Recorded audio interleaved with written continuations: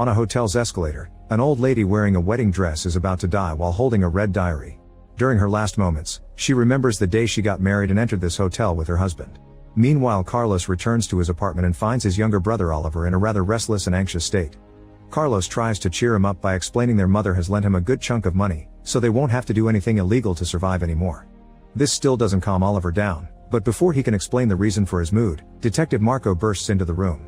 Carlos immediately freaks out and points out they aren't doing anything wrong, but it's too late. Marco has already gotten a confession from Oliver by threatening him. As Oliver begs for forgiveness, Carlos asks for an arrest warrant, which Marco doesn't have. However, the detective still wants to drag the brothers to the station at gunpoint, causing Carlos to panic and start fighting him. Oliver helps him, and once they get Marco out of the way, they rush to the stairwell to escape. Marco immediately follows them, and as he moves his hand, he accidentally shoots Carlos in the leg and makes him fall.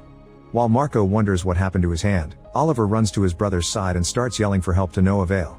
At that moment, they hear an explosion in the distance, but no yelling or sirens. Carlos' wound is bleeding pretty badly, so Oliver ties his hoodie around it.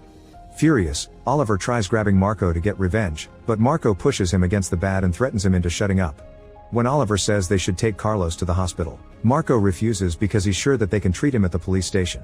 Then Oliver helps Carlos walk and the three men start going downstairs. As he moves, Marco finds some loose hairs on his clothes but doesn't know where they come from. The trio gets to the door only to find it locked, so they keep going. However, no matter how much they walk, they don't seem to make any progress. It's as if the same floor repeats over and over. The group looks up and down, noticing there isn't an end in sight. Marco tells the brothers not to move and starts quickly running downstairs, keeping an eye on the floor numbers going down and trying all the doors, which are locked. However, after lots of running, he finds Carlos and Oliver again, appearing behind them from above. Carlos can't help wondering if he's hallucinating from the pain. Losing his